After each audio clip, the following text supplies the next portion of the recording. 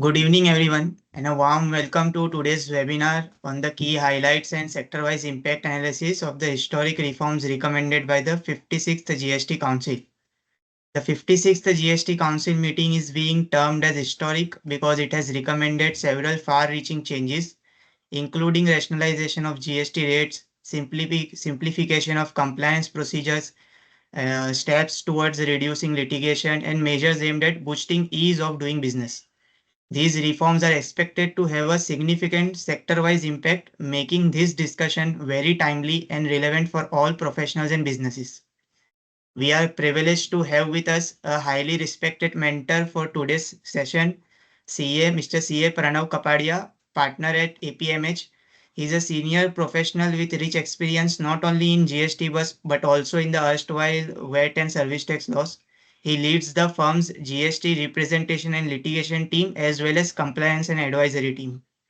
Sir has also served as the president and chairman of various reputed associations, including the GST Practitioners Association and Chambers of Tax Consultants. We are honored to have his guidance today. Supporting him in this session are our two distinguished speakers, CA Krutika Jain and CA Bhavika Thakkar. CA Krutika Jain is a manager at APMH heading the GST compliance advisory team with around 6 years of focused experience in GST practice. CA Bhavika Thakkar is also a manager at APMH with 9 years of experience in GST.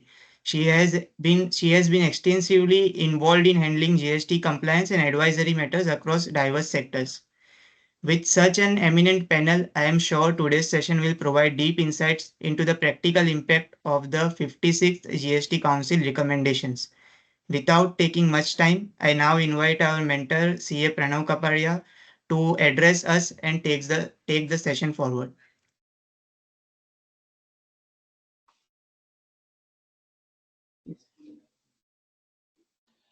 Thank you, Saifuddin, for your kind words.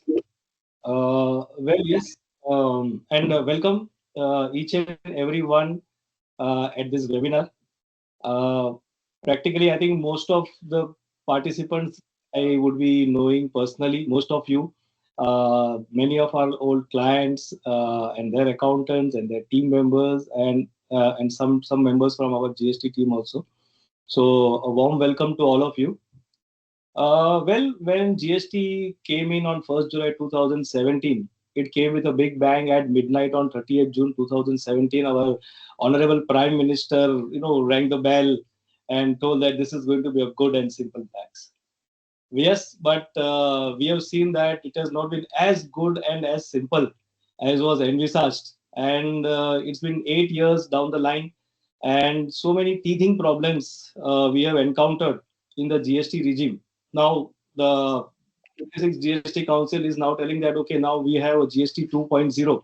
So, like a new version of GST, I think they are indeed, trying to resolve many of the issues that have cropped up during these earlier years.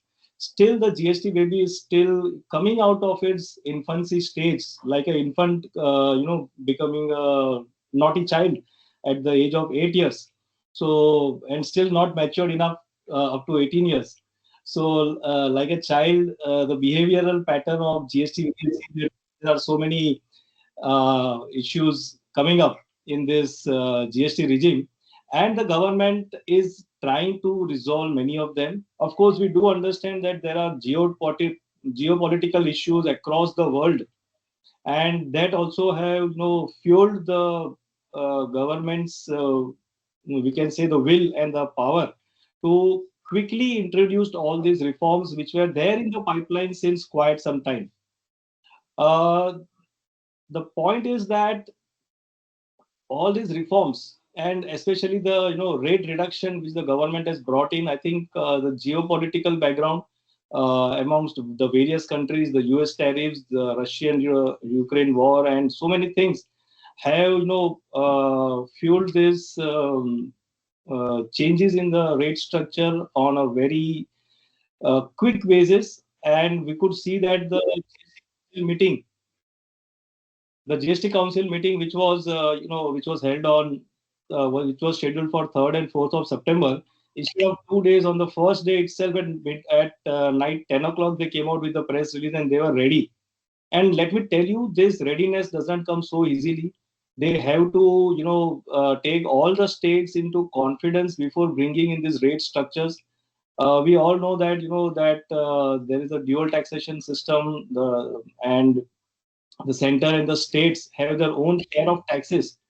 And there's the compensation cess also, which was brought in to compensate the states when GST came in. All this is having a bearing on the, whatever rates we are going to discuss today, whatever the government has done, whatever changes they have brought in the GST rate structure. And apart from the changes in rates of tax, I think they have also brought about other structural changes, other pain areas where, the government feels that, okay, some of the pain areas at least they can try and reduce. I am not sure whether it will reduce, or again it will complicate the matter further, because GST is a law as such, and it is evolving and developing law. We have to be on our toes every day and learn the subject. And yes, the GST Council, helps us in relearning the subject again and again. And that is what we have been doing since the last 3 days.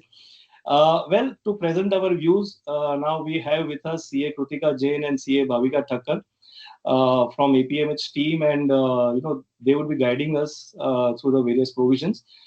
Basically, I think Krutika is going to take up the other structural reforms, and Bhavika is going to take us through the sector-wise changes which are going to happen. And then after that again, we will come to the FAQs, some of the important FAQs, which have been announced by the government, and what are the pain areas and what the companies should be doing. Because there are lots of things that the companies will have to, structure themselves. They will have to change their make changes in their ERPs, in their softwares, in the purchase orders, and so many things are going to come up. I think we'll try to take up in the best possible manner that we can. So I hand over the charge to CA Krutika Jain now. Over to you, Krutika. Yes, thank you, sir. Good evening, everyone. A very warm welcome to each of you. I'll just share my screen for the presentation. Sir, can you confirm if the screen is visible? Yes. Yes, yes. Yes. So, as we all know that our topic for today is, of course, historic reforms that have been recommended by the 56th Council meeting. We will have a quick overview of the key highlights, and then we will move on to sector-wise impact analysis. So, repeatedly, we have been mentioning that the 56th Council meeting has brought historic tax reforms. So, those historic tax reforms are in the form of a simplified rate structure, wherein two tiers rate structure has been recommended, wherein only 5% and 18% rates will be there, and 12 and 28% will be done away with. Rate rationalization on essential commodities, relief for farmers and labor-intensive sectors. There are quite a few exemptions for healthcare and life-saving medicines. Then the long-awaited tribunal also has been recommended that it will be set up soon. And there have been many compliances which have been eased out by these recommendations. These is we very important point that we need to note here is that each of the recommendation is not effective right away. They will be effective from future dates, which will be notified as per the notifications whenever maybe soon they will be notified. So based upon that only we will they will be applicable.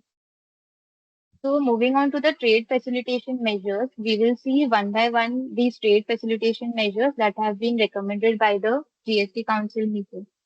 So first is the risk-based provisional refunds. So currently for exports, there is one provision which states that 90% of the refund will be sanctioned if prima facie the officer is satisfied that the refund application is okay. But now this particular provision will be amended, and this 90% will be sanctioned based on automated risk assessment. So the proper officer will not be required to verify, and based on certain risk parameters that will be predefined by the system only. Based on that, the refund will be sanctioned. And this particular provision will be extended to inverted duty structure also. So both for zero rated supplies and for inverted duty, the 90% will be sanctioned based upon automated risk assessment. Then only if the predefined parameters, if there is any if the system raises any flag that this particular application is of high risk, in that case there will be further scrutiny. Otherwise, there will be no withholding of the 90% refund.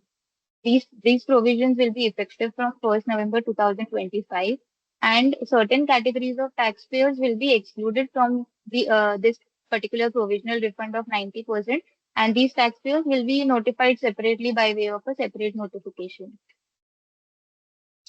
So just to add to what Krutika mentioned, I think you all will be aware that this inverted duty structure is applicable in cases where the rate of tax on inputs, say the rate of tax on inputs is 18% and the rate of tax on output is 5%. Then this inverted duty structure is applicable. In those cases, in the case of especially in the case of manufacturing companies, where the product is being sold at 5%, but their inputs are at 18%. There, this inverted duty structure provision gets triggered. And what I foresee is that this provision is already there.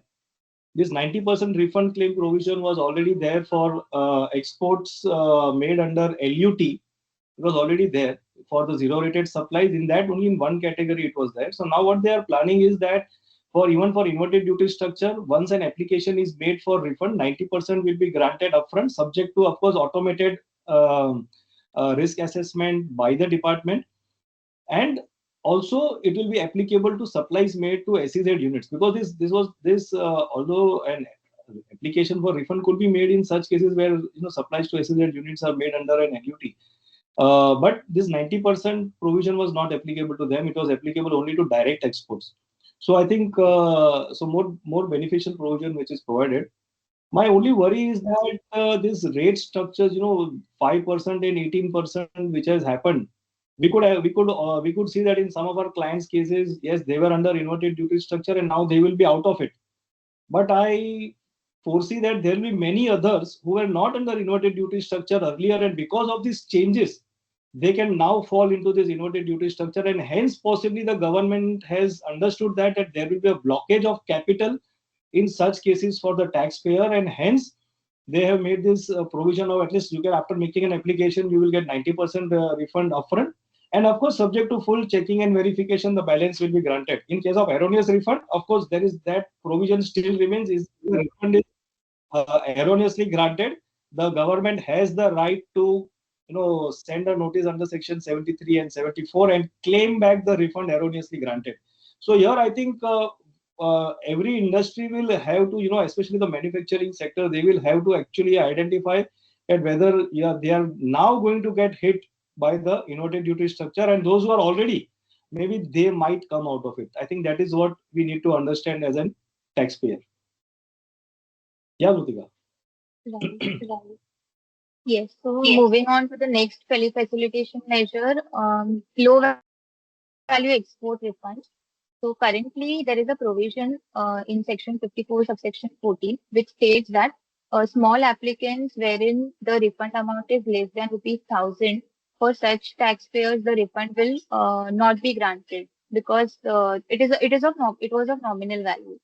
Now, the recommendation of the 56th Council meeting is that this particular bar will be removed and this threshold limit will no longer be there. And even if it is less than 1,000, the refund will be granted. So, particularly, this will help small exporters which are using courier or postal services.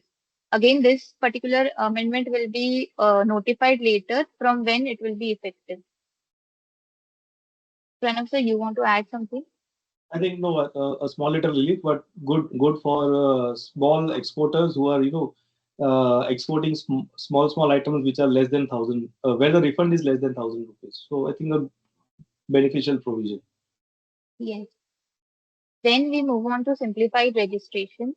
Now, just to be clear, there is no change in the threshold for registration. However, the recommendation is that if if the small taxpayers, small applicants who self-assess that their monthly output tax liability will be up to rupees 2,50,000. So this 2,50,000 includes CGST, SGST, and IGST. If the monthly tax liability is not exceeding 2,50,000, then in such cases, when the application for registration is made, within 3 days there will be automated approval, and the registration will be granted. So this scheme provides for both voluntary opting in also and withdrawal also. There is an option for the respective taxpayer. The scheme is expected to benefit 96% of the new applicants, and this will be operationalized from 1st of November 2025. Yeah, I think so. Again, a good gesture, Krutika. The government has brought out a good gesture. I'm only wondering, what if the expected output tax liability is more than 2.5? Like, then how many days will they take? Anyways, the way It, yeah. So the way the GST registration application, every GST registration application, in spite of a very clear circular which came in April 2025, after lots of representation from the tax associations as well as the business associations, many of the taxpayers have been facing multiple difficulties in getting a registration, which should be the easiest step.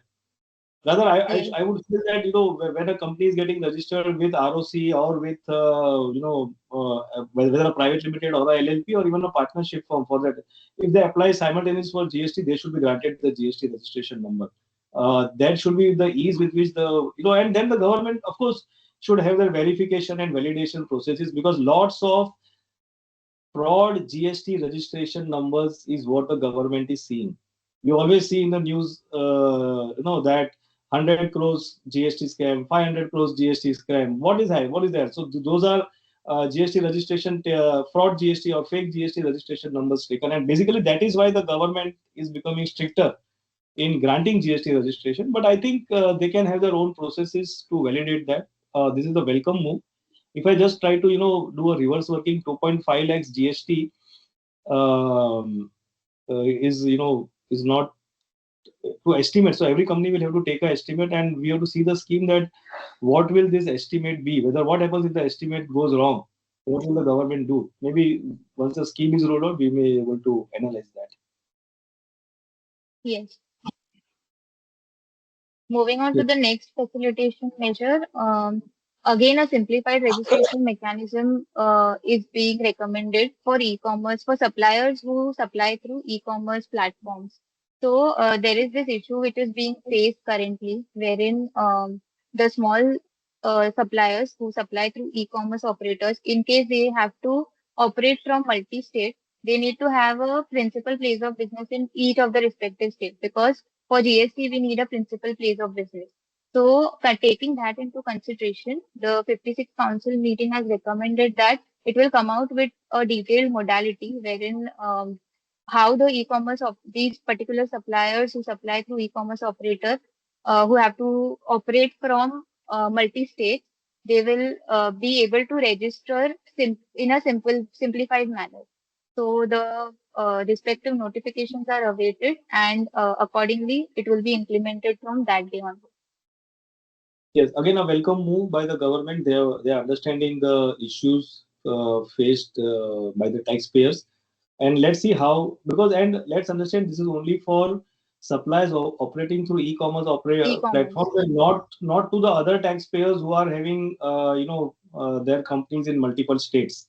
There they are Yes, already having facility. But I think it is only for those companies where they need to have a separate warehouse at the location. Say for in Amazon or Flipkart, they need to have the warehouse where that company says. So that difficulty maybe they are trying to solve. But the again modalities have not yet been finalized. So this will take some time for the scheme to come. yes. Moving on to the next facilitation measure, this is a very positive and progressive step which has been recommended. The amendment in place of supply provisions in case of intermediary services. So, since the inception of GST, this particular topic has always been litigation prone because of the place of supply provision, especially because the existing provision states that the place of supply in case of intermediaries will be the location of supplier of service, due to which this particular supply was leviable to tax. However, as per the recent recommendation that has come in, the council has proposed to omit this particular entry, by way of which now this intermediary service will form a part of the default rule. So the default rule says that the place of supply will be the location of recipient. Now, when the place of supply will be the location of recipient, so in these intermediary services now will be categorized as export of service, and the taxpayers can claim benefits whether it is with payment or whether it is without payment. The export benefits can be claimed. So whenever when this change gets implemented, the alignment is done of the destination based principle, because GST was supposed to be a destination based tax. So now when the location of the recipient becomes the place of supply, now this will be destination based tax, and this particular litigation also may settle for the earlier years, which has now been repeatedly coming in. This also will be applicable with effect from a later notified date. Pranav, sir, Right. your views? Yeah, I think this is one of the most notorious sections, I can say, in the GST Act, intermediary services. I know so many companies, and we have been discussing with so many clients again and again on this section 13(8)(b), intermediary services, whether the services provided by the taxpayer are in the nature of arranging or facilitating a supply. So that could be a commission agent, or that could be various other, services which are being provided by a company, and whether they are arranging or facilitating a supply, or whether it is no. So whether three parties are involved or two parties are involved, I think that is the main crux in this entire intermediary services. Whether I am providing services only to my principal, and I am exporting my services to principal who is outside India, or I am facilitating a supply between my principal who is outside India and his customer who may be in India, or again, or so who may be in India. Okay, so there has to be basically three parties in that intermediary services. This has always been a bone of contention. There have been numerous litigation matters on the subject, and since and many of the companies want to treat it as export of services, because actually they are fulfilling all other criteria of export of services. The recipient of services outside India, the money is received in convertible foreign exchange, the supplier is in India, and so on and so forth. So all those conditions are met, except for the place of supply 13(8)(b), where it mentions that the location of the supplier will be considered to be the place of supply. So the location of supplier, say in Mumbai, place of supply Mumbai, and hence CGST, SGST should be levied. And that was the entire issue which was evolving. Of course, we had the Bombay High Court judgment of Dharmendra Jani. Again, that judgment was clearly on commission income received by the taxpayer, and the taxpayer wanted to treat it as export of services. I think lots of litigation was happening on that matter. The Bombay High Court mentioned that okay, this section is constitutionally valid. It is not an invalid section, so so the constitutional validity was upheld in Dharmendra Jani's case. But this matter went to the third judge. So first it went to a single judge, then it went to two judges. Both the judges had differing opinion. Then it went to a third judge for his reference. He gave a third opinion on that. He told that okay, if tax is, according to him, it is an export of services. But if tax is to be levied, it cannot be levied under the IGST Act. This provision is under the IGST Act, and they are trying to levy CGST and SGST. So lots of complications in and around this intermediary services. But good thing, the government has now, at least understood that they need to consider this as an export of services, provided all other conditions of export of services are fulfilled. So the default section 13(2) of the IGST Act will now become applicable in such cases. And as Krutika rightly mentioned, this notification, see, this change is required to be made in the IGST Act.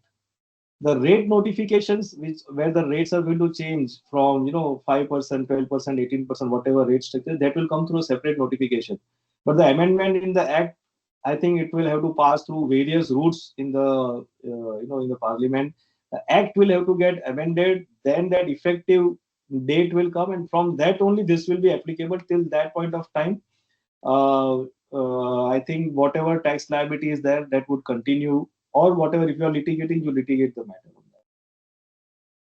Someone asked me yesterday that now, since this provision has come and this section 38B has been omitted from the statute book, can I take benefit for the earlier periods from 2017 to 2025? I think that's again, a very risky proposition. But yes, those who want to take, really want to fight it out, worth a case fighting for it again. Of course, it will be subject to strong litigation. Uh, but the GST Council press release mentions that this will be applicable after the the amendment is made. So that they're mentioned in that press release wordings in that paragraph where they're mentioned about it, they've mentioned it. So I think the government's intention is not to grant relief to the earlier period, but I think time will tell what is to be done. But I know it is a very, very dicey and a litigative area. Yeah, Krutika. Yes. So moving on to the next one, the Council has recommended to amend Section 15 and Section 34 of CGST Act. So these particular sections, Section 15 is with respect to discount. Specifically with respect to post-sale discount, the existing provisions, there are three criteria which are required to be fulfilled. One is the discount should be established in terms of agreement, which should be entered before or at the time of such supply. And there, another condition is the discount should be linked to relevant invoice. And one more condition which I have not mentioned in this slide is the ITC should be reversed by the recipient. The council has recommended to omit the two requirements, that is the requirement of agreement being in place, and another is the linking of the respective discount to that invoice, to the relevant invoice. Instead of that, it has recommended that this particular discount should be granted through a credit note, which shall be issued as per Section 34. And corresponding amendment is also recommended to be made in Section 34, wherein it will be mentioned that this discount should also be, the corresponding ITC on this discount should also be reversed by the recipient. Now, considering these amendments, the circular which was issued last year for wherein a interim mechanism was provided, wherein for this particular discount conditions being met, uh, this circular is also recommended to be rescinded. Let us see what the summary of the circular. The circular number 212 by 6 by 2024, which was issued in the last year, June 2024. Thus, there is no mechanism wherein whether the ITC has been reversed by the recipient or not with respect to a particular discount credit note can be verified by the proper officer. So they had come out with this interim mechanism for verification, wherein they had stated that the if the tax involved in a particular financial year with respect to these discounts do not exceed 5 lakh rupees, then a certificate from the recipient that the required reversal has already been done would suffice. And if the tax amount exceeds 5 lakh, then a certificate from a chartered accountant or a CMA would be required to verify that the recipient has reversed the ITC. But now this circular is supposed to be rescinded by the as per the recommendation, and new circulars which will clarify issues related to non-reversal of ITC in case of post-sale discount through financial or commercial credit notes treatment of post-sale discount provided by manufacturer to dealer as additional consideration in the transaction between dealer and end customer, and also those post-sale discounts like buy one get one free samples. In that case, also the discounts are there is a lot of confusion regarding the treatment. So these clarifications are expected to be issued by way of circulars. Yeah, Pranav, Krutika. so you, yes, Yeah. I'm afraid the way they have mentioned over here that new circulars are going to come. I think this will create more havoc because what yes, they are yes. trying. I'm just reading the last line of this slide. Treatment of post-sale discount as consideration in lieu of promotional activities, etc., performed by the dealer. So I think as of now there are number of judgments to tell. So what is this last line? I think let's start with that. Then I'll come to the earlier uh, provision. This last line, what it is telling is, say there is a credit note given for discount for incentives to the company. This is the financial credit note and not a tax credit note. I think all the participants here are aware of what is a tax credit note and what is a financial credit note. So so this is a financial credit note which is given to the company. Say company A has given a financial credit note of 10 lakh rupees to company B for achieving certain targets, certain incentives, and that incentive 10 lakh rupees is showing as other income in the P&L account of company B. Now this other income, what it is showing as other income, always there has been a bone of contention by the department that this other income incentive received by the company on which there is no GST credit which is given by the other company. That is a supply made by this company B to company A. Actually, there is no supply element in this because whatever has happened is because of the agreement between the buyer and the seller, between A and B. Okay, that if you sell my products worth rupees 100 crores or are worth rupees 10 crores, I will give you an additional discount or an incentive of 10 lakh rupees. So this is not a supply or an independent supply which is flowing from company B to company A. And there have been number of judgments in this matter. Lots of litigation has happened in this matter. Now, possibly to overcome that litigation, the government through circular is trying to tell that this is a supply. I think this will again be challenged because there is no element of supply in this post-sale discount which is received by the company. Still, unless and until a specific amendment is made in the definition of supply, this cannot be ruled through circulars. Even if the circular will come, I think this is bound to be challenged by the taxpayers. So I think that is one important point, which I felt everybody will have to take care of. Of course, the circular has not yet come. We need to check. But the way the wordings are mentioned that this will be treated as a consideration. So consideration is always in pursuance of a supply. Is there a supply when I receive this? There are a number of judgments. I think since the service tax era, in the VAT era also this was happening, in the excise era. I think this is going to again create a new problem in GST 2.0, and then we'll require GST 3.0 again to solve that problem. In the meantime, we all have lots of work to do, whether it is taxable, not taxable, etc. Right. Coming back to the previous slide, if you can go to the previous slide. Yes. The previous one. No, not this, the earlier one. Yeah, so section 15(3)(b). I think what the government is now trying to do, possibly, I think there appears to be some betterment in this, but we have to actually see how this is going to come. As mentioned by Krutika, these amendments will be effective only after they have been, again, like the intermediary services, we took the example in the previous slide. These amendments will be effective only after they are coming through the finance Notified. or getting notified or getting amendment in the act itself. And we know even when the budget comes in February 2000, when the budget comes in February, the GST amendments become effective in September of that subsequent year. So we have to wait and watch. Nothing has become effective as of now.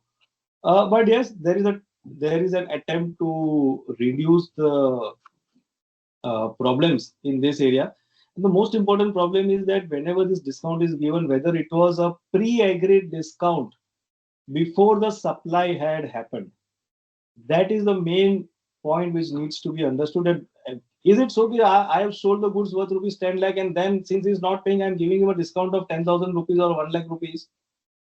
That is not covered in wherein the value of the supply which was made earlier for 10 lakh rupees can be reduced. That means, say, if it is a normal credit note for a discount which is pre-agreed, okay, like we just discussed that, okay, if both the companies have agreed that, okay, if you exceed a turnover of 10 crore rupees, you will get additional 2% incentive. And that linked to those invoices, it is all identified. There's an agreement between both the companies, and then they get it. Yes, the company can reduce it through credit notes, through tax credit notes, provided the recipient between A and B, the B will get the credit note, A will issue the credit note, B will get the credit note, B will have to reverse its ITC. At present, since as Krutika mentioned in the earlier slide, that circular number 212, if you can go to the circular once again, since there is no mechanism to identify whether the recipient has reduced his input tax credit qua this tax credit note, they came out with circular number 212, wherein they came out with a formula or a methodology. Okay, you can give a confirmation letter, that you can take a confirmation letter from the company, other company, that is B in our case. You can take a confirmation letter and tell that the other company has reversed their input tax credit. And if it's more than 5 lakh, take the CA certificate from them. This was again creating issues. So they have understood that there is again some problem. There is no linkage between section 15 and section 34 directly. Now they are going to link it after 8 years. So all this can again get challenged. Now they are trying to close that loop which had come up, right? So I think in this 212 circular, we also need to check when it is going to get rescinded, whether it will be simultaneously or when. That is again going to be a question. But yeah, so lots of issues in and around credit notes, and let's hope good sense prevails and a good amendment comes, which everybody will be at ease of doing business after that. Yeah, Krutika. Yes, so moving on to the next facilitation measure, which is long awaited, the GST Appellate Tribunal. So the recommendation of council, as per the recommendation of council, the GSTAT will be made operational for accepting appeals before the end of September 2025, that is end of this month. It will commence hearings before the end of December 2025. The council has also recommended the limitation period for filing of backlog appeals as 30th June 2026. So yes, this is we will have dedicated GSTAT benches. It will help in faster and more affordable resolution as compared to filing writ petition in High Court, because since tribunal was not in place, we will have uniform GST law interpretation, because of course GSTAT will be GST specific only, and there will be much clarity and jurisprudence. Yes, Pranav, sir, your views on this? Yeah, again, so it's been 8 years since everybody is waiting for this tribunal. Since last 3 years, we are Yes. seeing the journey of step by step, the setting up of the tribunal, and then the challenge which was made by one association, that what should be the constitution of the members of the tribunal, and if they are all revenue, they are from the revenue department, then again that is going to be an issue, because tribunal is the Yes. final fact finding authority, and all only the provisions pertaining to law go to the High Court. So as of now, the High Court is getting flooded with so many cases, and the cases are again getting remanded back. So there is no solution to this. So a much awaited measure, and I hope it functions well. And only thing is that those whose cases are there lined up for the gestate should start preparing and filing the appeals by the end of September, so that it will be first in first out, so that your case can come up early for hearing, because there are lots and lots of cases which are getting piled up for filing to the gestate. So I think it will have to be done early. I will Yes. tell my team also. Considering I will tell yes, my team also. considering 8 years. Yeah, to please be ready with filing of the gestate appeals. Yes. Yes. So the facilitation measures are done with. Now coming to most important provision, that is the time of supply provisions, because there are numerous changes in rate of taxes. So these provisions will be very important for us day in and day out from 22nd September, from the date from which there will be change in rates of taxes of various goods and services. So in case of change in rate of tax, we need to have three dates in mind. One is date of supply of goods or service. Second is the invoice date when the invoice was issued. And the third is when the payment was made. Two out of these three events, if they happen before the rate of change of rate of tax, then the old rate will be applicable. And if two out of these three events happen after the change, then the new rate will be applicable. So let us see scenario wise. First is the actual supply of goods or service has happened before the change. Now, in this case, there are other three scenarios. The invoice date and the payment date, both are after the change. Since two out of three events has happened after the change in rate, the new rate will be applicable and the time of supply will be earlier of the invoice date or date of payment. Coming to the second scenario, supply has already happened before the change. Invoice was also issued before the change, but the payment is being made after the change. Again, two out of three scenarios happened before. So, old rate will be applicable and the time of supply will be the invoice date because invoice was already issued before. Coming to the third scenario, the supply has already happened before the change. Payment has also been made before the change. Only the invoice is issued after the change. In this case also, two out of three events happened before, so old rate applicable, and the time of supply will be the date of payment because payment was made earlier. The second, the second major scenario is supply has happened after the change. In this case also, we have three other scenarios wherein the invoice and payment both are before change. Two out of three events happened before, so old rate. And from that also, the invoice date or payment date, whichever is earlier, that will be our time of supply. Second, another scenario, supply has happened after the change, but invoice was issued before, payment was made after the change. Supply and payment happened after. So two out of three events happened after the change. Again, new rate will be applicable and time of supply will be date of payment date. And the last scenario is that the invoice was issued after the change. Supply also happened after. And payment is only the payment was made before the change. So two out of three events again happened after the change. So new rate will be applicable and invoice rate will be our time of supply. I hope that is clear. Pranav, sir, Yes, you yes, want to add something on this? yeah, I think very nicely explained by Krutika. Because this is a bit complicated thing, and the rule of 2/3 will apply. So I think there are many accountants and our clients who are there. So because this is a very practical scenario each and every time for so because business is always ongoing. There are transactions which keep on happening, and there are supplies being made, bills being issued afterward, payment पहले मुझे पहले payment दो तो ही मैं material भेजूंगा, something like that. And this time of supply provisions, let's understand this applies to goods as well as services. Yes. See, you understand one thing. For services, if advance was received, apart from section 14, I'm talking of the normal provisions. If advance is received for services, then GST is payable. If advance is received for goods, GST was not payable.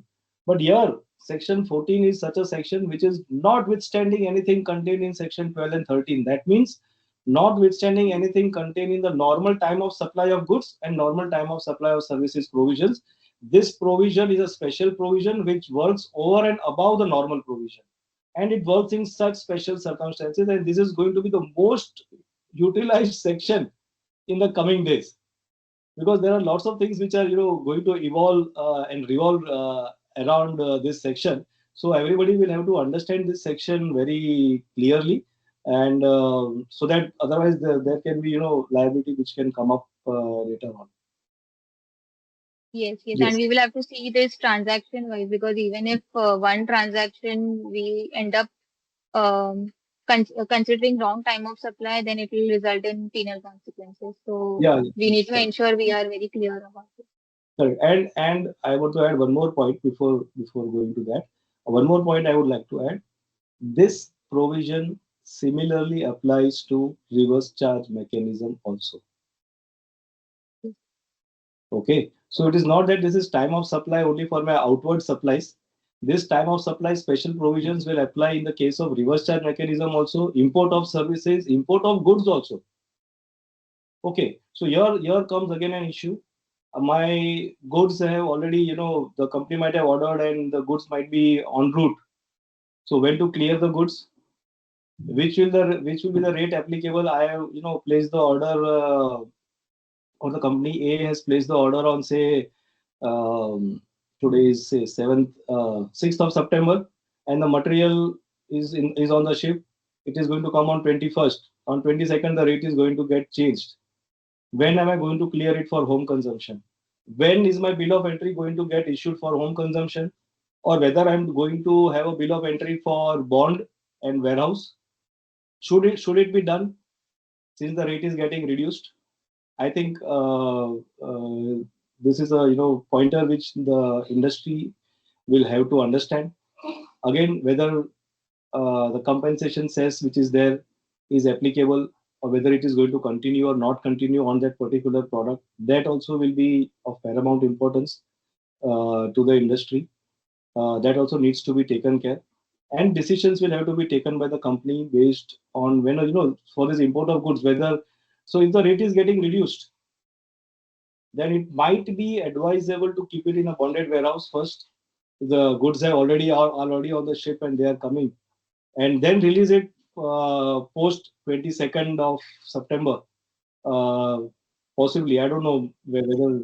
So I think the point is that legally the bill of entry for home consumption, when it is applied and the goods are, the bill of entry for home consumption is issued, that will be the day on which the rate of tax will be applicable. Whether, so even if you are, the goods are going into the bonded warehouse, and when the goods are getting released from the bonded warehouse, the date on which the goods are released from the bonded warehouse and the bill of entry for home consumption is issued, that will be the point of time when the IGST will be levied on those products. So I think that also the taxpayers will have to keep in mind. Right. There can be many other issues. I think what I remember right now that I am mentioning. In case there are any queries, I think some queries, some members have already, participants have already put in.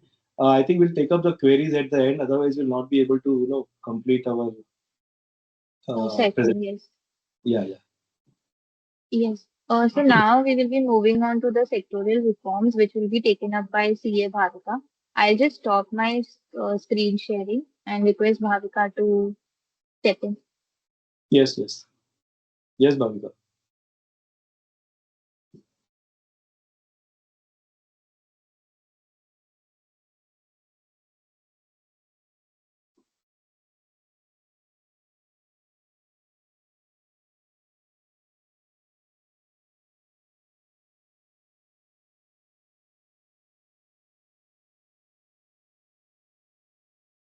You're not audible.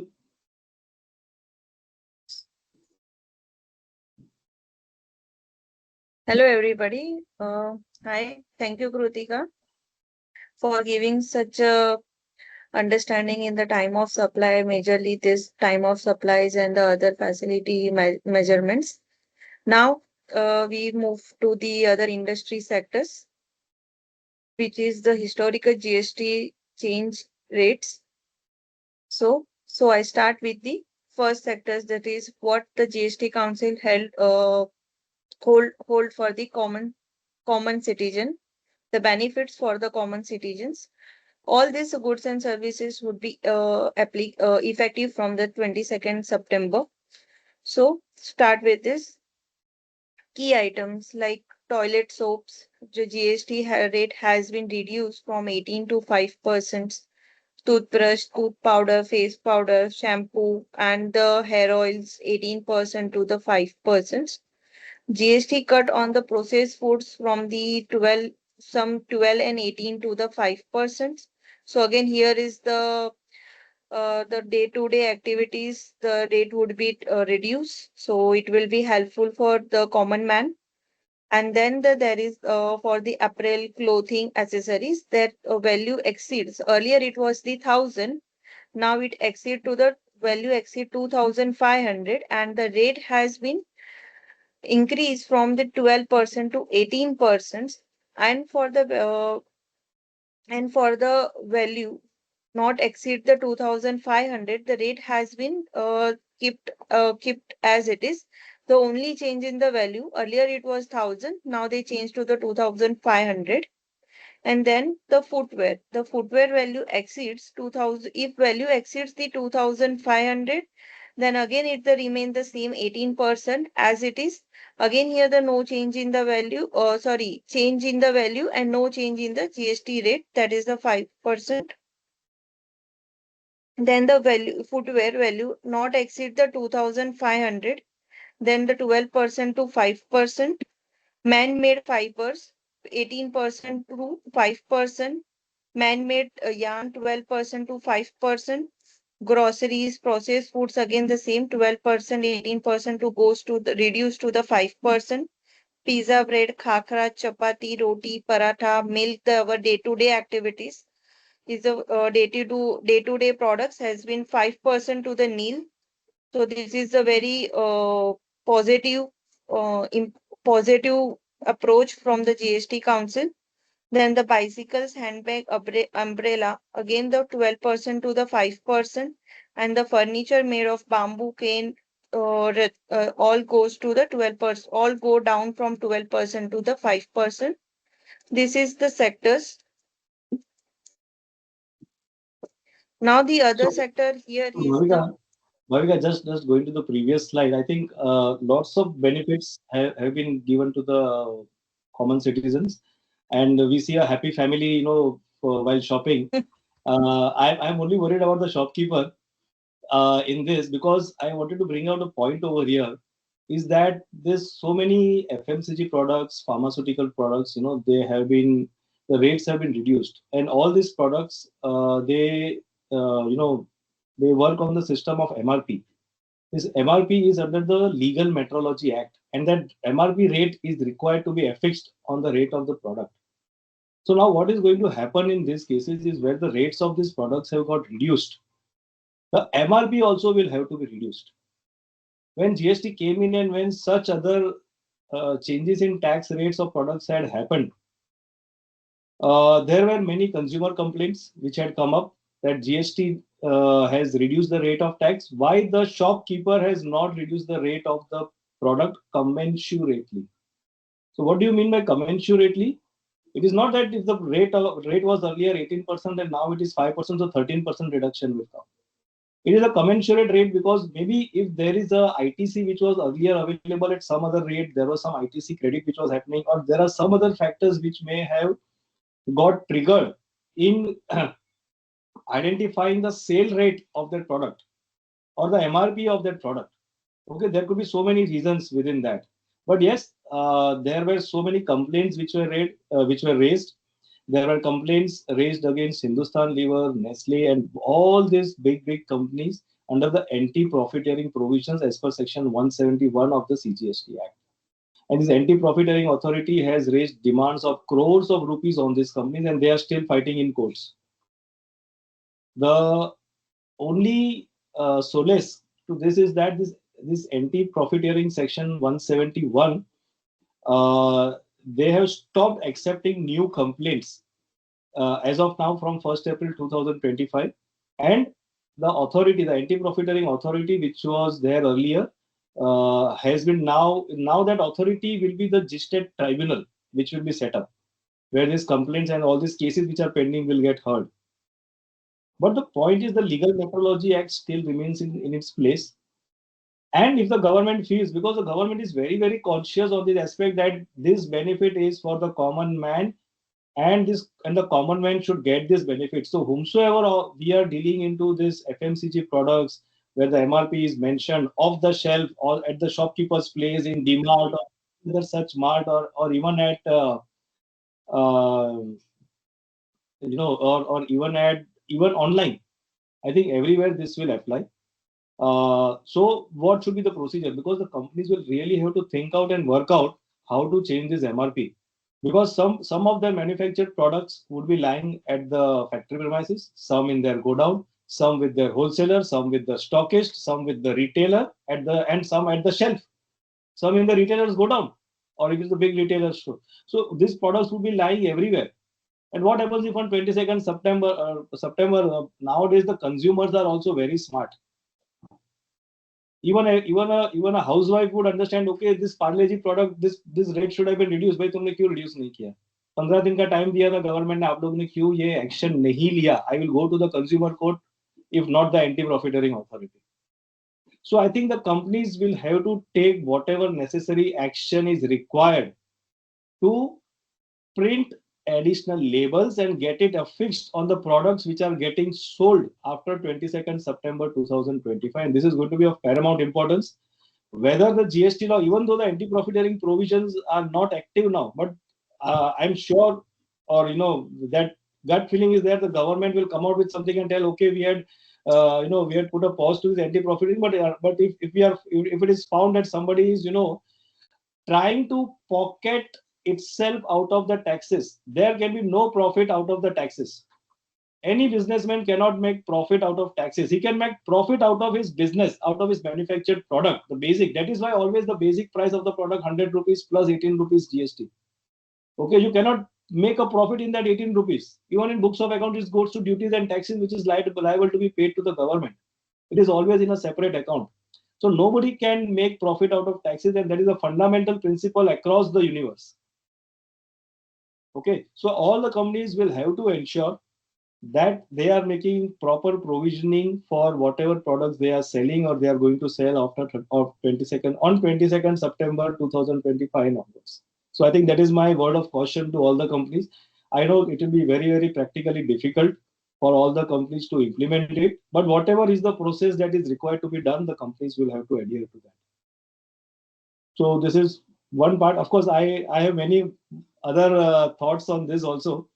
But nonetheless, I think I'm happy on one point about this, that parathas have now been under 0%.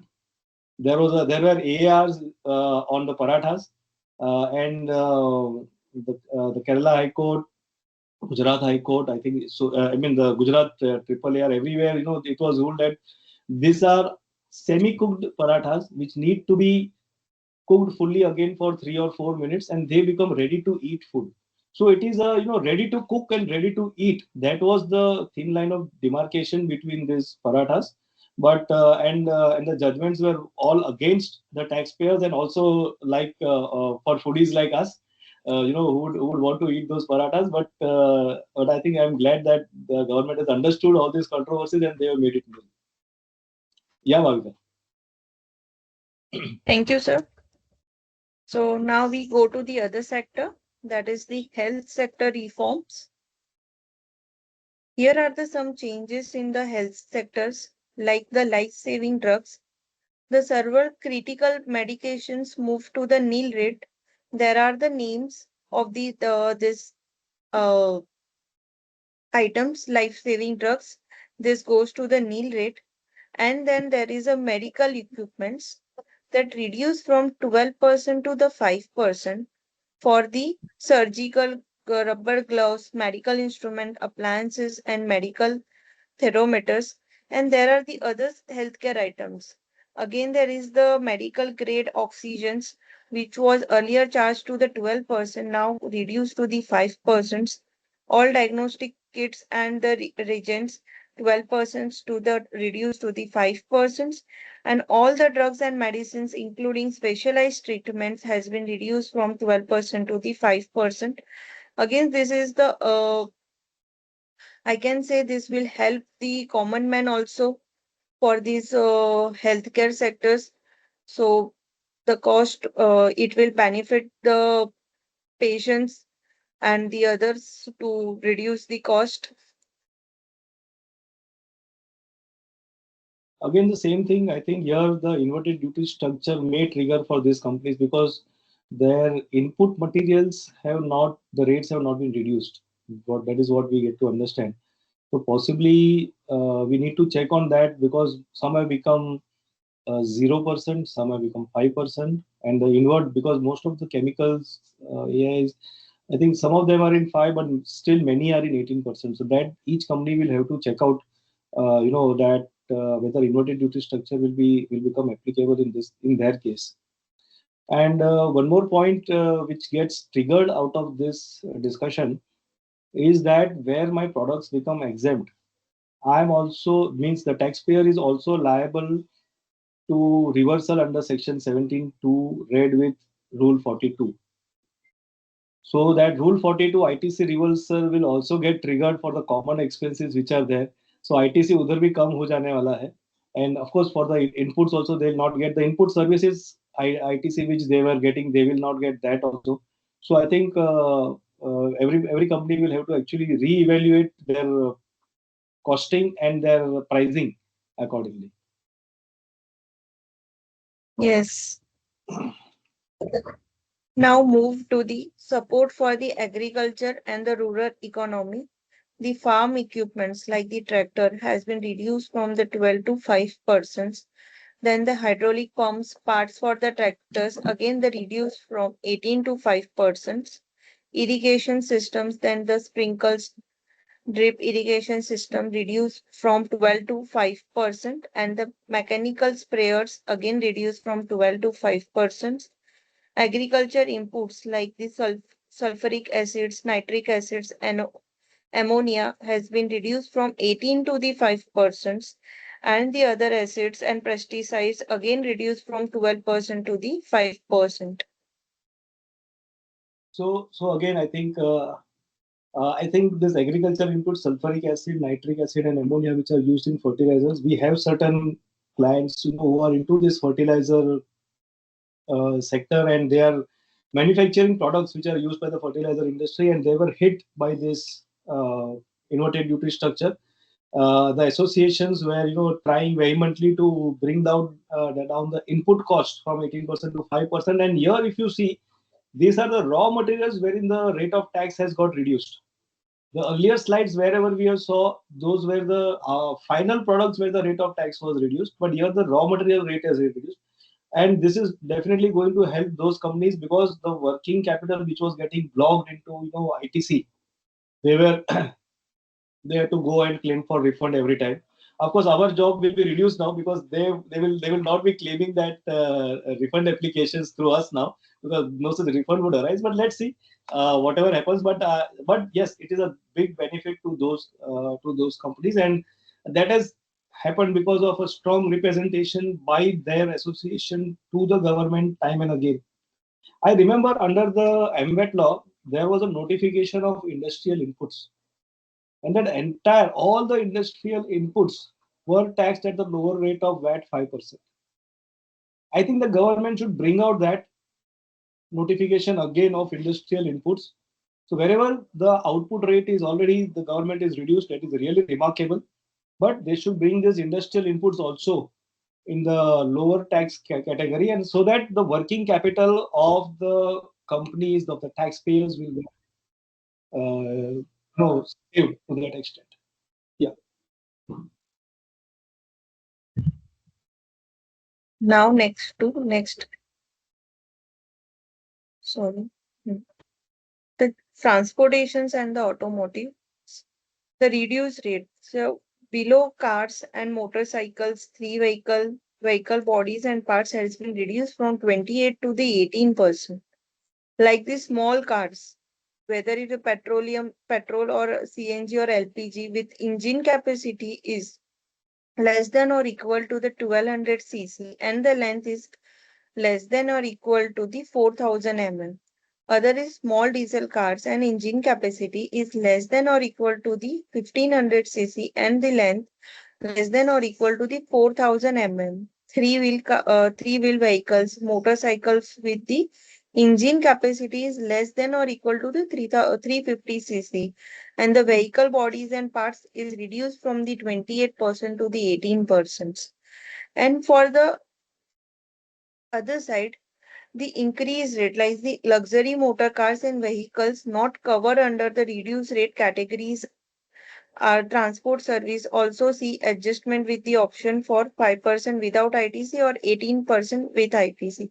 Even though they said that rate has been 28% to the 40%, but there was the cess was there, like 17 to 22% it was charged. So it approximately 45% was there, 45, and sometimes the taxpayer is paying the 50% also. So again, also it sees that 28% has been increased to the 40%, but actually it is the 40% flat GST rate has been charged now. So again, it is the beneficial for the buyers. Sir, your view, please. Yeah. I think so. Yeah, good move for the automobile sector. I think for the tractor industry also they have reduced the rates quite a bit, and also for these cars and luxury. Yes. So, as rightly told by Bhavika, for the compensation cess in addition to the rate of tax. For example, for a XUV vehicle, the rate was 28%, but again there was compensation cess which would exceed depending. So there was a category 18%, 20%, 22%, so up to 50%. The GST being charged on such vehicles was up to 50%. That will get reduced to 40%. So basically, what the government has done, 18% is the standard rate, 5% is the merit rate, and 40% is the demerit rate. So basically, three rates in principle will be there. Apart from that, for other categories, so other categories also some rates are there. For example, for small composition dealers, the rate is 1%. For diamond and gold jewelry, it is 3%. And for builders under composition scheme, it is 1% and 5%. So those rates remain there untouched at their place. But in principle, the broader category of 5, 12, 18, and 28 that has been reduced to 5 and 18. Standard, merit, and demerit. Demerit or sin goods. So other sin goods which would come in this 40% category. One is the 40% category is the luxury items like luxury vehicles, and the other category is tobacco, cigarettes, etc. They also come under that category. There, of course, the compensation stress is still going to continue to some extent. It is not fully getting abolished. The Compensation Cess Act. It is going to continue over there. But the larger concern is regards the compensation cess. What is going to happen? Say there's a trader who is having stock of these vehicles, and there is no compensation cess now. Compensation cess, first thing, there is no refund available in the normal circumstances, so no refund. So that compensation cess becomes a cost to that trader. He will not be able to charge it further, nor will he be able to get the refund of the vehicles in stock as on 22nd September 2025. So I think all companies will have to evaluate, as for example in this transportation sector, even the coal sector. I think the same thing is going to happen for the coal sector where compensation cess is there. There also this issue can come up of the stock which is lying, and there will no compensation cess payable further on in those categories. So I think there we need to check for the coal sector. But yes, for the this automobile sector, this is going to be a challenge. So how to deal with that? Again, there will be issues with regard to credit notes which have to be passed. What will happen to the credit notes which are passed for compensation cess after the supply, after 22nd September? I think that is a different chapter by itself. But such issues are going to come up for compensation cess. So the possibly the suggestion should go to the government to allow input tax credit of compensation cess against the CGST or IGST as may be applicable. This compensation cess, again, see what is going to happen. Why this compensation cess is there? If you read the name of the act, it is Compensation Cess to States Act. Because when GST came in, the states were charging their own VAT and other allied indirect taxes. They were fearing that there will be a loss because of GST, and hence the government had come out with a formula of at least that 14% will be an the base price plus 14% every year. They will give an enhancement for giving compensation cess to the states.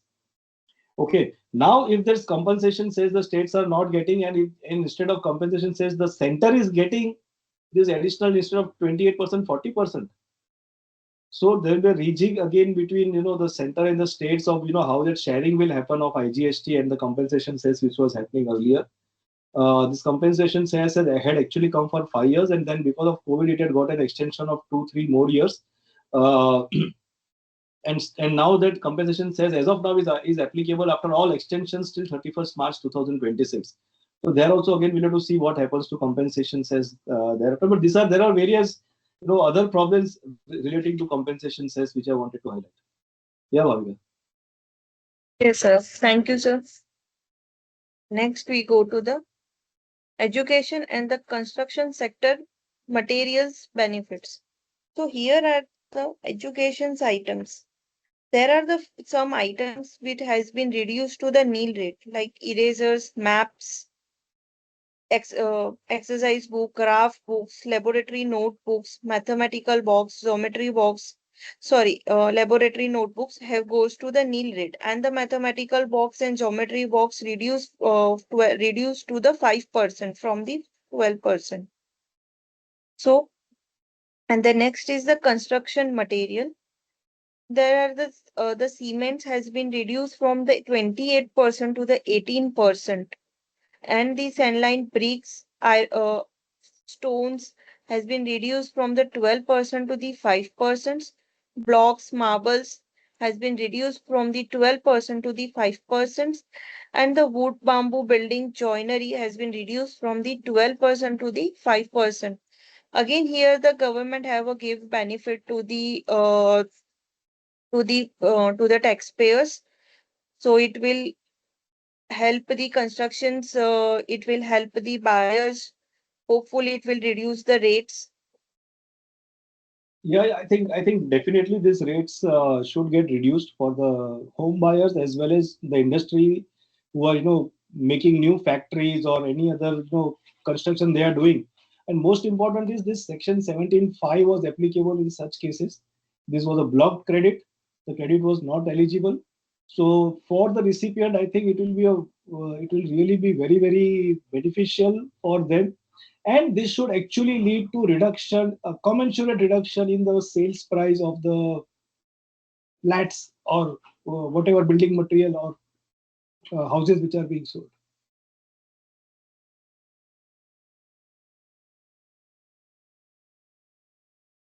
So other sector covered here is the job work sector relief. Like the umbrella sector, the GST has been reduced from the 12% to the 5%. Printing, bricks and pharmaceuticals, GST reduced from the 12% to the 5%. Leather, hides and skins reduced from the 12% to the 5%. And those are not covered above four sectors has been government has specifically covered under the residual job work, and this has been increased, GST has been increased from the 12% to the 18%.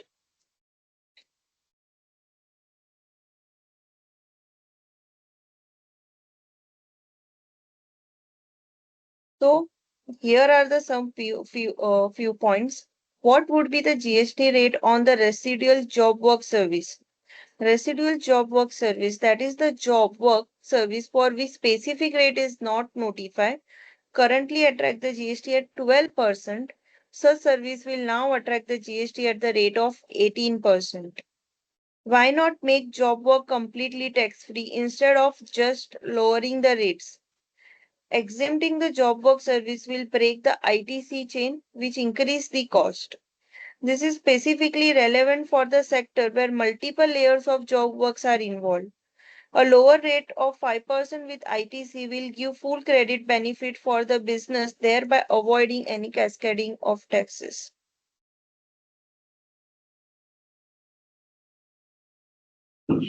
Sir, please give your view Yeah, on this. yeah, I think so. Yeah, so most important, so two things. From 12%, few of the job work categories have got reduced to 5%. and the residual category, it has gone from 12% to 18%. Under the excise regime and even during the service tax regime, where such job work processes were ultimately leading to manufacturing of the product, the even under service tax, for the job workers, there was nil tax which was payable, provided they are able to prove that okay, this material had come and this is excise paid material, and which is further being excise is being paid on the end product. So that entire chain of events was being there, and then there was an exemption to the job workers. So basically, I think the same thing should have applied over here, but since they are telling that this is a chain of a chain is involved and tax should be paid. Well, as the government deems it fit, they are charging the taxes. My only one solace over here, which I can feel is that, or which I get the feeling or the understanding, is that there was a dispute regarding whether repairs and maintenance would also get covered under job work, because the definition of job work is different under the GST law as compared to the erstwhile excise law.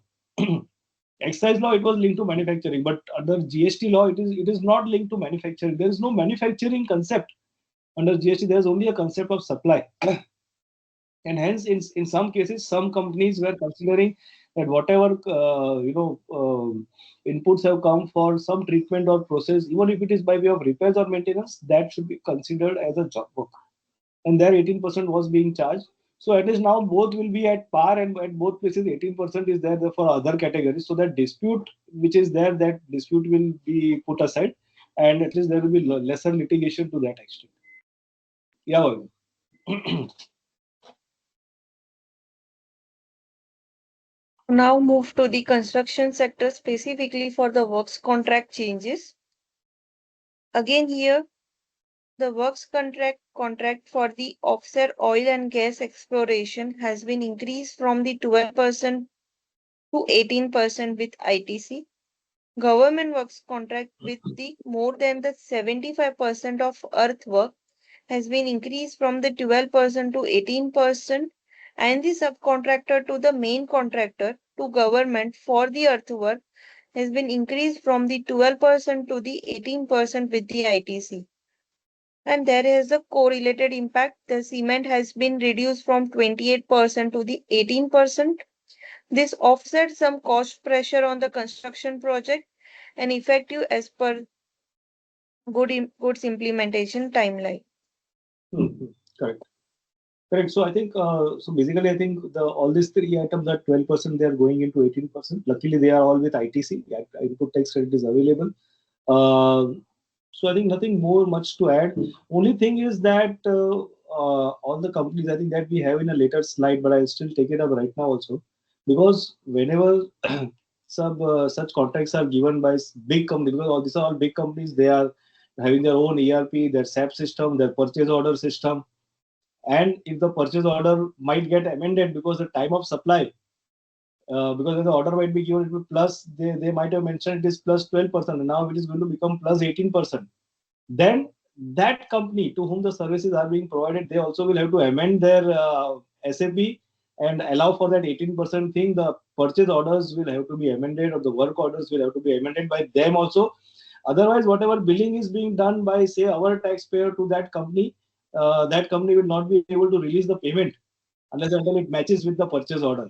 So, and similarly, I think this will be across industry, across all the sectors. Everybody will have to, check their purchase orders which they already issued, and if there's any if there's any change in rate of tax pertaining to the purchase orders which are issued, and especially wherein they are, embedded with the payment system into their software, which will be a SAP or ERP, whatever.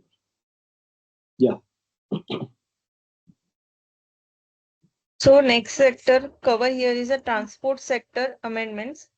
Passenger transport, air transport, non-economy classes. Earlier it was the 12%, now it increased to the 18% with ITC. Motor vehicle passenger transport 5% without ITC remain unchanged. Vehicle renting with operator higher rate options 12% goes to the 18% with the ITC. Then the goods movement GTA 5% without ITC unchanged. and the FCM option 12% to the 18% with ITC. Goods in containers by rail has been 12% to the 5% without ITC, and multi-mode transport 12% goes to the down with the 5% without ITC with restrictions, and others 12% to the 18% remain unchanged.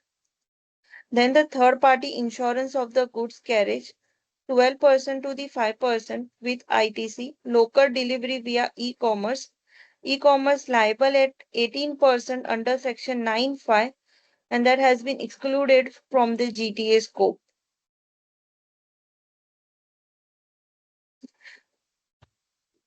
Yeah, only thing in the previous slide, rent a cab, if that rent a cab person was under forward charge and charging 12%, he will have to charge 18% now, and for that ITC will not be eligible. So there that hit will come to the companies. And as far as the GTA are concerned, wherein they are under forward charge, they were charging 12%. So instead of 12% under forward charge, they will charge at 18%. There also, of course, but there the ITC is available. It may hit those companies, those are selling exempted products. Of course, there is some exemption on the type of products for those companies also under GTA, but it depends from case to case. The next is hotel accommodation. What has been changed? The rooms fare is less than or equal to the 7,500. Then 12% with ITC was reduced to 5% without ITC. Here the press release have give some important clarifications, like the standalone restaurants cannot be classified themselves as a specified premises to claim the 18% with the ITC. Hotel with a restaurant must segregate their supplies correctly. So basically, two changes here. One with respect to the hotel industry. Again, 12% was with ITC. So where in say in a city like Mumbai, some hotels would know they would be charging say 7,000 to 7,000 plus GST 12%. Now what will happen in such cases? Now instead of 7,000, if they have to make it without ITC, with 7,000 they had a ITC, and that ITC 18% on the various categories was available to them. But now that ITC will go away, so such hotels might not be able to justify their sales price of 7,000, and they may have to increase it to 8,000. Once they increase it to 8,000, it is 18%. Okay, so here we need to really see the impact on the hotel industry, how this is going to impact. As far as the standalone restaurants are concerned, there was an ambiguity in the law that whether all restaurants should charge 5% or can they charge 18% in the ITC. There was an ambiguity in law. That loophole they are trying to plug now. And now such standalone restaurants will also have to compulsorily charge 5% with effect from date the notification comes in. So now let's move to the beauty and well-being sectors. Beauty and physical well-being service like the gym, salon, spa, and yoga centers. Earlier it was 18%, so now is the 5% without ITC. So here again, it is the happy moment for the for the common man. Implications are like cheaper services for the consumers, but the business lost the and the demand likely to rise for the personal care and the wellness services here. Yeah, similar to the hotel industry, wherein the 18% rate is reduced, but the ITC has been taken away. So I think everybody will have to, again, as I said, the costing and the pricing, everybody will have to reevaluate themselves wherever they are being hit by these changes. Now the other service sector reforms. Bhavika, but I think ultimately, I think the entire thought process of the government is that if the rate is 5% without ITC, okay, the consumer may not get the full benefit of 13%, 18 minus 5. whatever he gets, at Yes, least 5% yes. he will get. And that 5%, because of such consumer related expenses, generally it goes without going into the GST net, and everybody is aware of that. And even the government is aware of that. That all these B2C transactions, people don't want to tap them or take it into the GST net at all. Possibly now, though, at least since it is 5% without ITC, the people may not shy away or be hesitated to pay that 5% to the saloons, and maybe this may revive the economy, the white economy of the country, like it happened after demonetization. So I think this will really boost the economy of the country and the well-being of the individuals also. The beauty, yoga, the gym, salon, everything. So I think a happy moment for everyone. Then other service sector reforms for the just like entertainment, cinema tickets less than the 500 rupees or equal to the 500 has been reduced to the 12% to the 5%. Ticket above 500 above 100 remains at unchanged at 18%. And then the food items at cinema like the popcorns has been reduced to the 5%. So again here the weekend mood we Everyone is can enjoy happy. it. Yeah, yeah. And then So for the enjoy insure the GST weekend. So everybody can enjoy the GST weekend after 22nd September. yes, then next we go to the insurance. All the individual health insurance, 18% with ITC has goes to the exempt.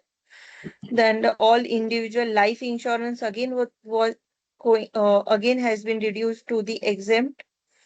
So again the insurance here would be the cheaper, but again it need to be reevaluate as the sir said. Yeah, yeah. So again, And the again, yeah. You yes, can finish. yes. I'll say that thereafter. Yeah. And the luxury and the scene goods like the casino, race clubs, sporting events like the IPL has been 28% to the 40% with the ITC. And the specified actionable claims like the gambling, online gaming has been reduced to the 28% to the 40% with ITC. So government have demerit here the IPLs and the actionable claims, and it increased from 28% to the 40%. Yeah. I don't know what problem the government has with the IPL. So, but they feel there is lots of money into this gaming, this IPL games, and possibly the government wants its bit of share. So possibly I think there is one more aspect to this that they have clarified in one of the FAQs, that not all sporting events will be subject to 40%.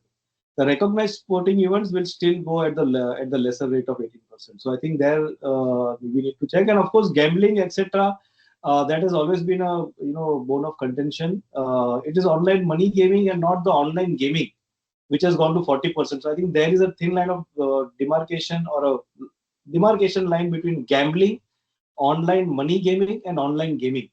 I think all the three are different. We need to understand each of them separately, and the respective tax rates will apply.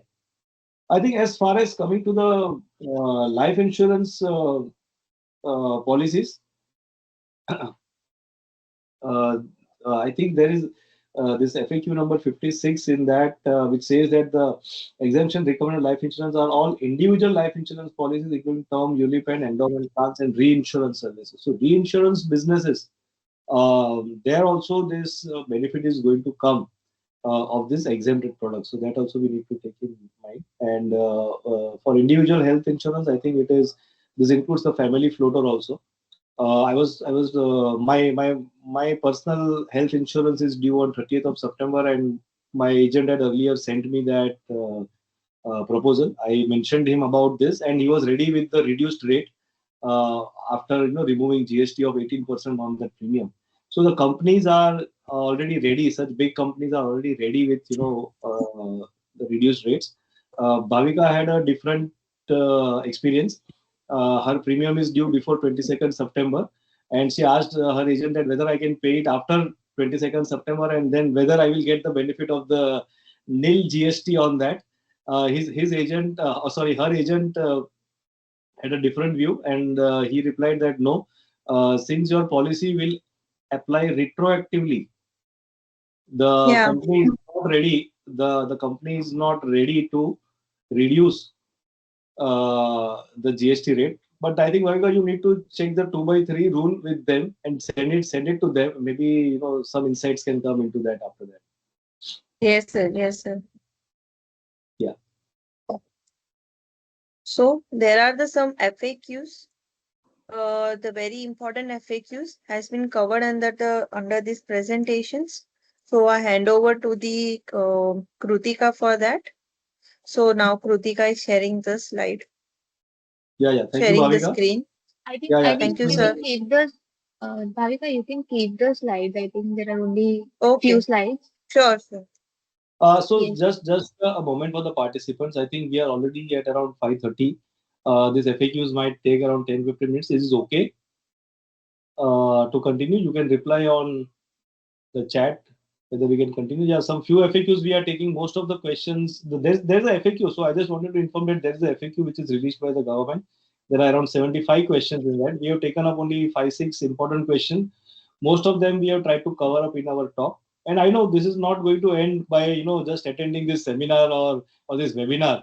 Every company will have to reevaluate themselves, reinvent themselves, and see their standings, their positions, as I told, the costing and the pricing of the products. And apart from that, what changes are required in their accounting processes internally as well as with their customers or their vendors. I think at all the three places, the company themselves, their customers, and their vendors will have to update their accounting softwares for the changes which are applicable to their company and their transactions. GST is a transaction based tax. So every transaction matters. Every transaction is a unique transaction and it should be applied accordingly. So everybody and all the accountants also and all the companies will have to ensure that their accounting softwares are ready by 22nd of September to deal with the respective changes in Hmm. the rates of tax or any other changes. Yes, I think, sir, I think we'll take up for around 5-10 minutes. What are the further important changes which are coming? Yeah, Krutika, please. Yes. Yes.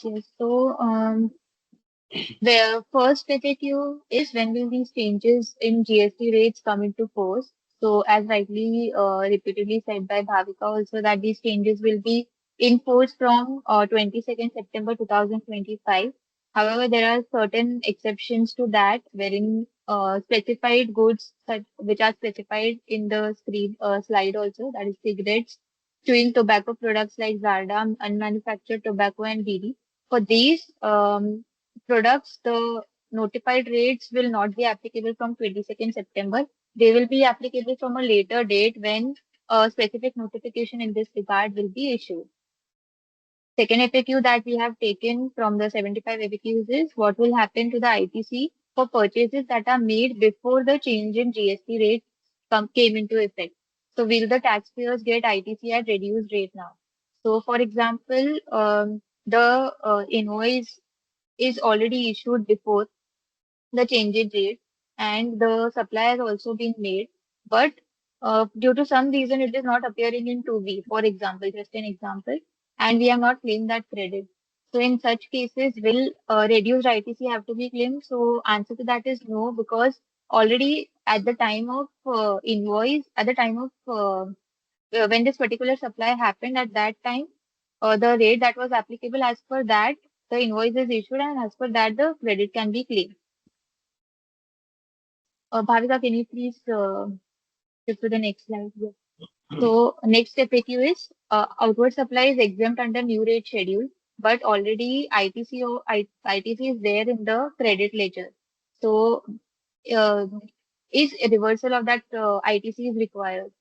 So yes, ITC will have to be reversed for the new because new product, as per the new rates, the products are exempt. So ITC will have to be reversed. However, up to 21st September, whatever ITC is lying, that can be utilized to pay the outward liability of whatever supply has been made till 21st September 2025. So just to add, so there is already an existing provision, section 18(4) is already there of the statute, which says that earlier if your goods were taxable and subsequently if they are becoming exempt, then qua those exempt supplies, the ITC needs to be reversed.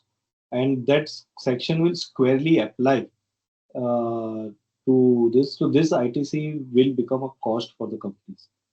So there again, wherever this is becoming a cost, the companies will again, as I told, lots of the contracts which have already been executed or the pricing which has happened, the companies, the dealers, the wholesalers, everybody has started understanding this and evaluating their costing and pricing. Yeah. Next FAQ is, will taxpayers be allowed to take refund of accumulated credit arising out of inverted duty structure for supplies affected up to date of effect of revised rate as notified? So, for example, earlier the product was taxable at 18%. Now the product is taxable at 5%. So, in such cases, there is an inverted duty because earlier 18% will be 5% of that. So, in such cases, will such cases be eligible for refund? So, answer to that is no, because there is a specific exclusion according to section 54 subsection 3, and inverted duty structure refund is only applicable where the input and output are the same. But in this case, at different point of time, there are different tax rates. So that is why this particular refund will not be eligible. Yeah, so there seems to be some issue in this FAQ. This could be a little litigative. The section 54(3) regarding inverted duty structure does not distinguish between a manufacturer and a trader. So, there is no distinction in the section about a manufacturer or trader, but they have gone on the tangent that the trader will not be able to get because these are the same goods which are being done. So I think the case to case basis, I think this needs to be evaluated, and if required, a refund application may be made in spite of this FAQ. So just wanted to mention that not necessarily government circular has, so everything is finalized in that. There are certain issues arising out of the circulars also, and only if it is beneficial, the circular may be applied. If the circular is not beneficial to the taxpayer, and if the taxpayer feels that this can be challenged, then it can be challenged.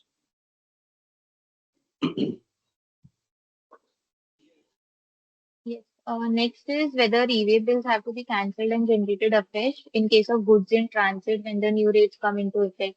So, for example, 21st September, we have generated an e-way bill, and those goods have not yet reached on till 22nd September. So, in such cases, new e-way bills will not have to be generated unless the validity of the original e-way bill has been vanished. So, the existing e-way bill will be valid and the supply can be completed according to that. So that has been clarified in this FAQ. Next FAQ is whether if there is already stock on the date when the rate change comes into effect, then should revised rates be applicable in case of supply of that stock. So, for example, on 21st September, there is X quantity of stock, and sale of such stock is happening on, say, 25th September after the change of rate. In this case, the new rate will be applicable because after 26 because the supply is happening after 22nd September.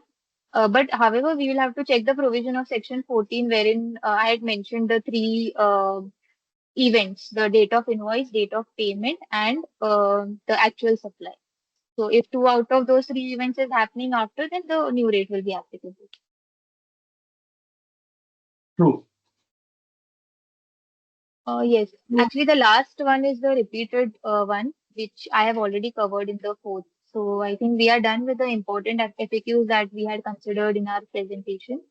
Uh, we can take up questions if anybody has. And yes, thank you for listening to us patiently.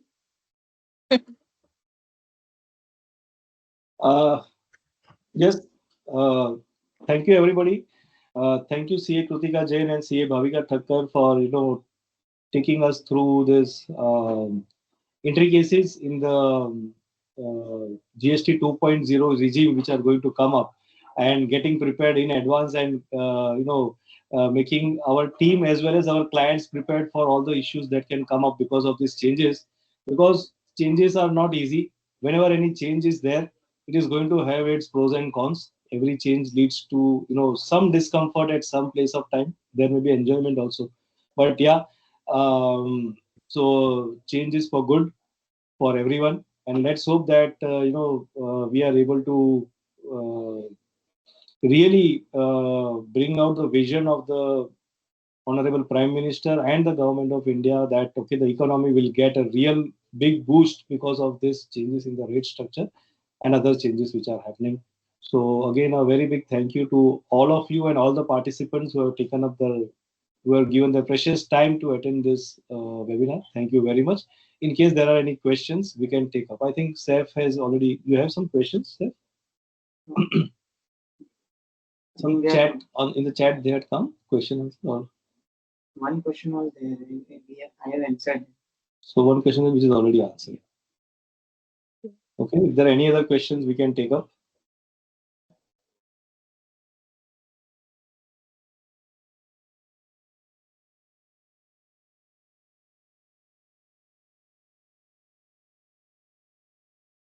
I recognize the presence of few of our esteemed clients, Shimanshu Bhai, Tushar Bhai.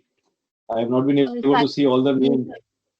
Huh? Sorry, sir. Sakshi, can you just allow everyone's mic, enable everyone's mic, so that if anybody at all has any question, can come in. Yes, I Tushar sir has also raised his hand. Yeah. Yes, Tushar ji. Hi, Pranav sir. Hi, Hello. Krutika. Hi. Bhavika. Hi. It's a nice presentation. Hello. Yes. First of all, thanks Thank a you. lot. And as Pranav sir must have click on that intermediate service, so hope the more clarity will come and we able to get rid of some complications what we Yeah, are yeah, facing. yeah, yeah, yeah. I have been thinking of As you all these days. Since last 2 days, I've been thinking about you, that this is going to trigger in your company. yeah, So, yeah. so let's hope for the best. And as you said, sir, there's see intermediate service. The clarification more on the terminology of intermediate will come, because this intermediate service is the actual how it has to be interpreted. So we hope the notification will give the clearance on that too. As you said, Uh, the recipient is in outside India, and recipient received in the foreign currency, but the place of supply is the in India. So all these complications, whether it's a principal agent or another party is involved. So hope we get the clear notification on this. And what when you think that it is expected? yeah, right. So I think what is being proposed by the through the press release is that they are just going to make amendment in section 13.8, whereby the clause B in section 13.8 is proposed to be omitted.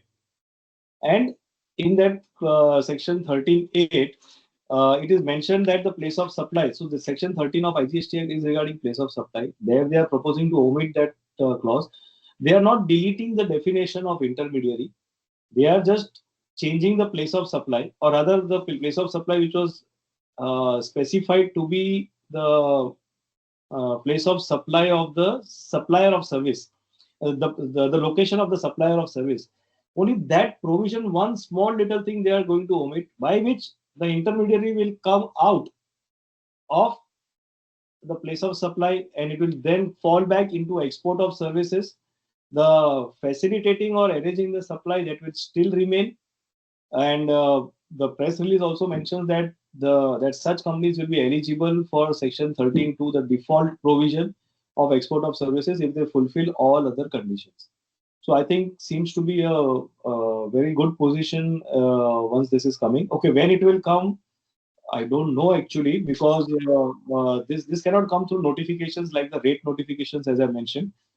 This is in the IGST Act. Only thing is, it will have to come through the Parliament and the entire process. I think it is going to take time. It may take few months, at least 3-4 months, and if not, then if it comes in budget, then it may be still there after few months. So maybe ये साल निकल जाएगा. Okay, sir. Okay.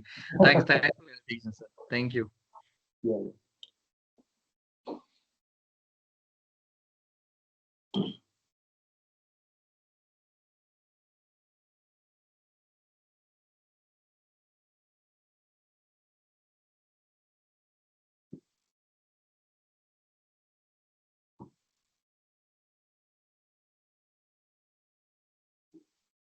Himanshu bhai, Raj.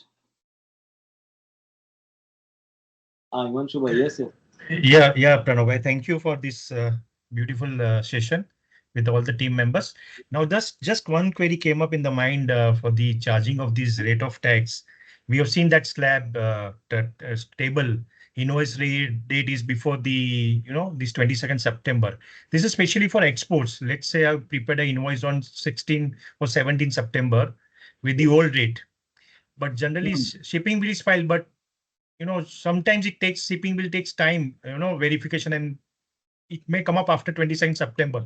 But the goods has left from my factory. Then in such case, what will happen? Because here invoice is prepared, material is dispatched. But shipping bill will have a new rate because custom may change the HSN code wise the tax rate. Right. Right. So I think okay. So the shipping bill date will be the date on which the tax will be levied finally. So when the shipping bill is getting finally generated and the goods are actually moving out of the country, that will be the point of time the tax applicable at that point of time. That tax will be applicable. As a alternative, because since these are export of goods which you are talking about, you may export such goods under LUT so that there is no issue regarding the rate of tax applicable and place safe to that extent. Agree. We generally do under LUT, but what happens? Certain cases we have a higher input rate line, and then we generally prefer to sell it under the IGST so that we get a refund automatically through the system. But now what happens is ERP system bill is already prepared. Now we cannot amend or cancel.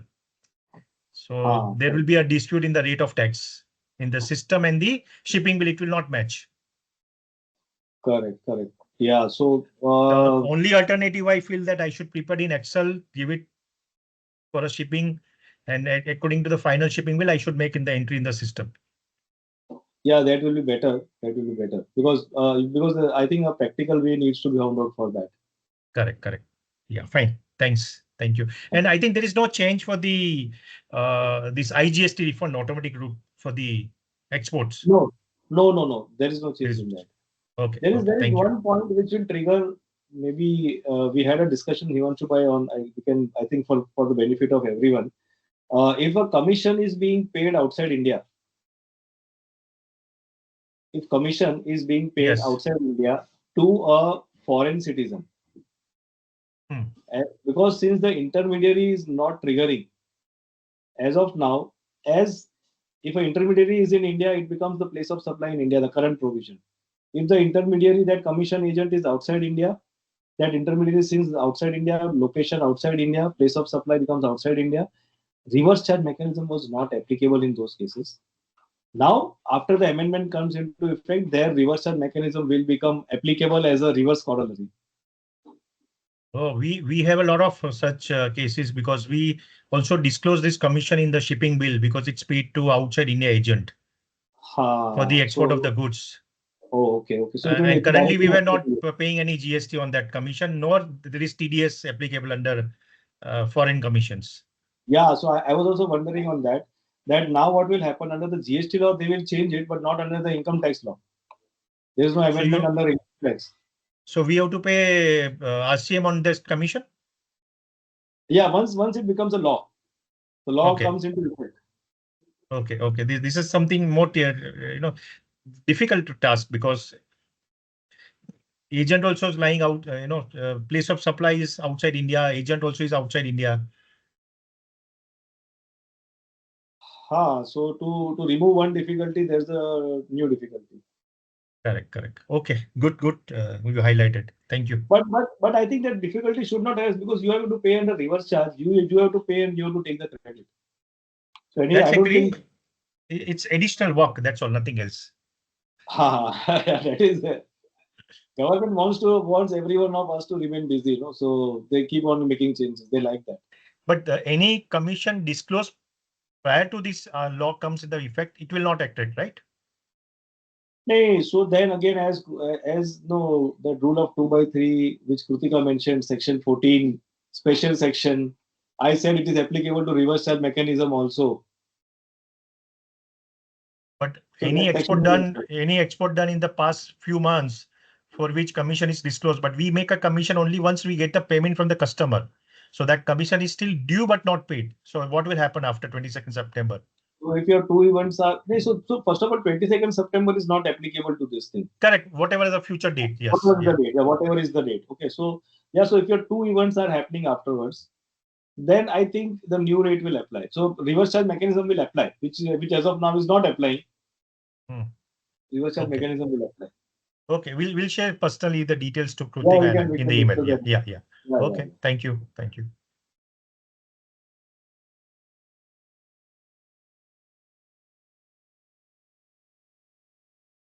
Or rather, Himanshu bhai, sorry, Himanshu bhai, just a sec, because I think we are mixing two provisions. One was that intermediary is going and RCM is applicable. Fine. So I think RCM once becomes applicable, normal provisions will apply of RCM. This special provision applies only if there's a change in rate of tax. So as far as rate applicable, that remains at 18% currently and also afterwards. Correct. So this special provision will not apply. The normal provisions of section reverse charge mechanism and that intermediary will apply. Okay, we'll discuss that first. Yes. Somebody else was there. Good evening, Pranav sir. Kinjal here. Who's it? Kinjal. Kinjal. Yes, Kinjal. Yeah, sir. I just posted one question in the Q&A. Just wanted an update if there is anything relating to that, the ITC of GST on leasehold property. Is there any circular or notification for this? Any notification or circular for ITC for GST on leasehold property? No, nothing in this press release, nothing in this amendment. No, nothing has come. No, nothing has come. We were expecting something, but good thing you raised this question, but nothing has come. No relief has come, so we'll have to go by the judicial precedents. The latest judgment being of Gujarat Chamber of Commerce, which says that it is not a supply at all. And then stay has been granted by Bombay High Court in few cases based on that. But yeah, in Bombay, only stay has been granted. The final judgment has not come. One thing.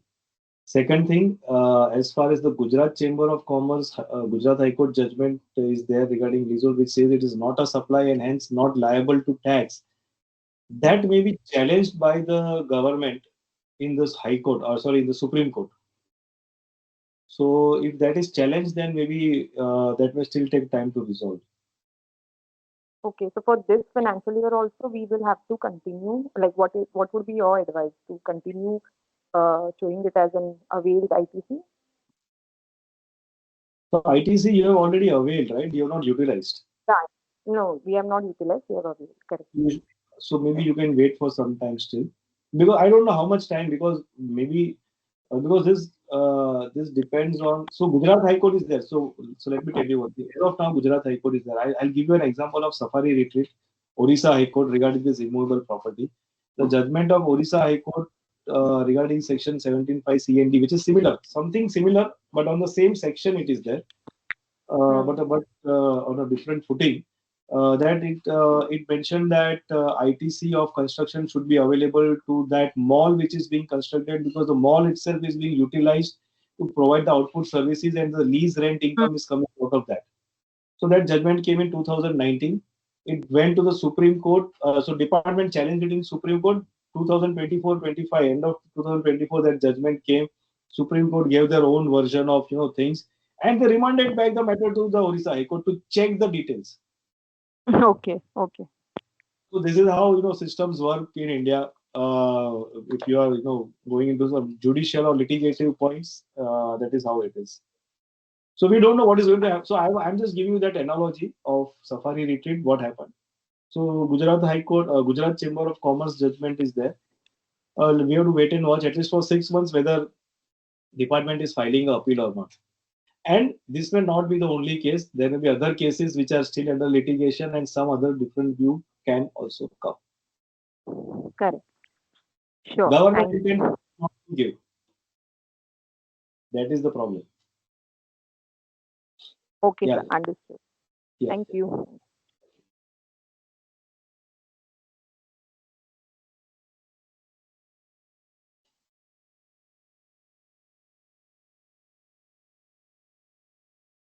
I think there are no other questions. Any other questions?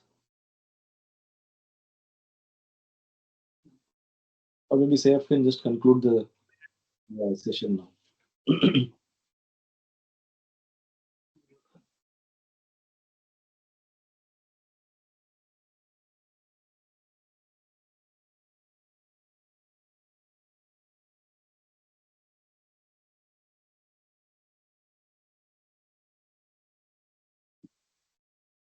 So thank you I very think much, we can conclude. CA Pranav Kapadia sir, for your valuable guidance, and thanks to CA Krutika Jain and CA Bhavika Thakkar for sharing such detailed insights on the sectoral impact of the 56 GST Council reforms. I would also like to thank all the participants for joining us and making this session interactive. The key message we take away today is that reforms recommended by 56th GST Council mark a decisive step towards simplifying GST, reducing litigation, and making compliance more business friendly. With this, we conclude today's webinar. Wishing everyone continued learning and success. Thank you once again and have a wonderful evening ahead.